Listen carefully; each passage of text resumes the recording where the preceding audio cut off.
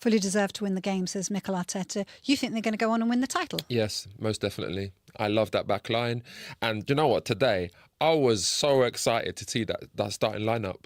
That starting lineup is the kind of lineup I need to see every single week, where you had Declan Rice, you had Ødegaard, you had Eze in midfield, then you had Trossard, Gyökeres and then Saka. Very attacking, That isn't will it? scare the life out of anyone. And that's what I want to see more of, attacking team selection. Go out there and actually win games. Don't go out there and be defensive and, think about, oh, well, if we concede here and there. No. Arsenal need to go and do exactly the same, even against the biggest teams. Maybe not Liverpool, Manchester City, but, against the other teams. Go out there and play. Go out there and win the games. Go out there and win the league. Do you think the fact that Arsenal are doing so well, I say you because everyone knows you're an Arsenal fan, but do you feel that that's putting a little bit of fear into Liverpool potentially at the moment because they're having a little bit of a blip? To be perfectly honest, I'll be objective and I'll say that I think the reason why Liverpool has started poorly. I say poorly because they're still, until now, they were top of the league. So you can't. It's not too poor because they're getting results and not being. They're just having a blip. Yeah, not in top gear. So that you've got to take that with a pinch of salt. But ultimately, they've signed a lot more players than Arsenal, and those players that Liverpool have signed go straight into their starting 11. And I feel like at the moment they're just trying to see what is going to be their best team, what is going to be the best personnel. But then you look at Arsenal, realistically, the back line is pretty much what it was.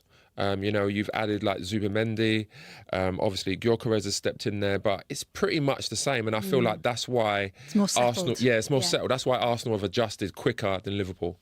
All right, well, let's get the thoughts of Jamie Kent, an Arsenal fan, joins us now. Good to see you. Thanks for joining us, Jamie. Look, you did line up a little bit different today. As Jay was saying, it's far more attacking. Is this showing that Arteta's done that, taken the handbrake off? Exactly that. He got criticised a few weeks ago about doing it and playing defensively. Yeah. But when you got a team like that, like Jay said, that's attacking. That's a team you expect to score goals. And it was such a shame to see Ødegaard go off injured, because that would have been brilliant to see for at least an hour of the game. But if he's not injured for a long time, let's see it again at Fulham. I have to be honest with you, Jamie. I want to see Nwaneri playing there. I want to see him in that position as well. Go out there and play, run at people, scare the life out of people, get shots off, get goals. By the way, is that a Aubameyang shirt in the back there? Why is that not on Reece? Sorry, Jamie. Jamie's being rude. They've got leadership groups across the entire team. Gabriel, Saliba, even Ben White behind the scenes is one of them. Saka as well, Ødegaard, Rice is included in it. So it's a squad full of those sort of big leaders, which is good. Without those, you don't win the league. That's true. That's very true. Come May as well. And have a big I like night that. in London I like that. That's what I like. want. That's the positivity I need to be hearing tonight. Thanks, Jamie. Thanks for joining us. Thank you, Jamie. Cheers, guys. Karaman List joins us now. Lovely to hear from Bukayo Saka there, Nick. I mean, he absolutely idolises Thierry Henry and he rubbed shoulders with him today as well. Yeah, I love to hear that. I love to hear that from our former players, especially he's such a big, iconic player. And for him to be helping our young players now, it's a dream come true, really.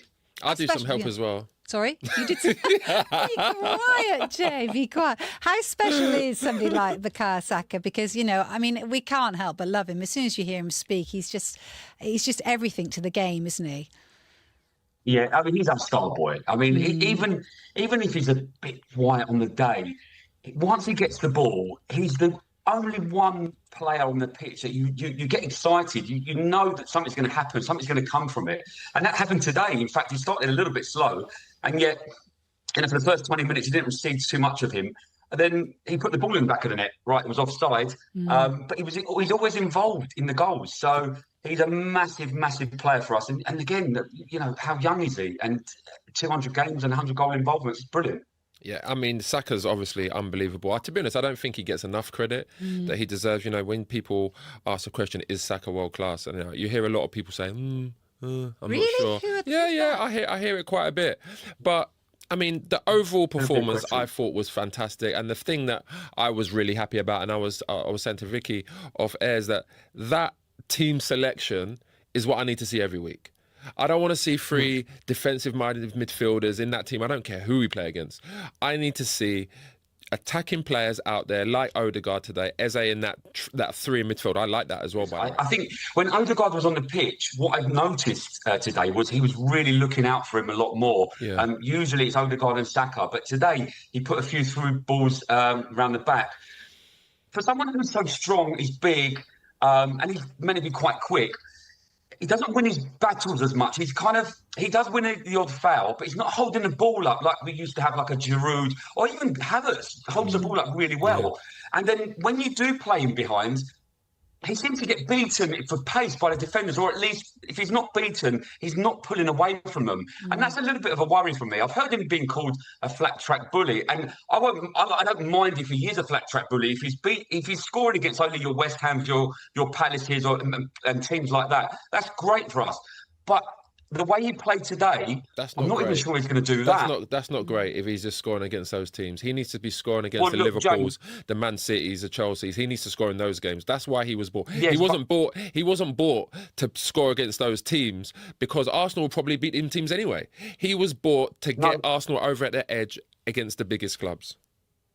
No, the thing is, though, last season and the season before, our record against the top six is impeccable. It was those teams that we struggled against. It was the West Hams, it was the Palaces, it was the Bournemouths. So if we can just get over the line with those, we can handle the big teams. The fact is, at the moment, he doesn't look up to the pace. And I know he didn't have a great pre-season. So I'm going to give him the benefit of the doubt for now. But at least if you're not scoring, at least hold the ball up and bring other players into play. And today did neither. You shouldn't have. Nick, thanks for joining us. Enjoy your evening. You're top for now. Thank you.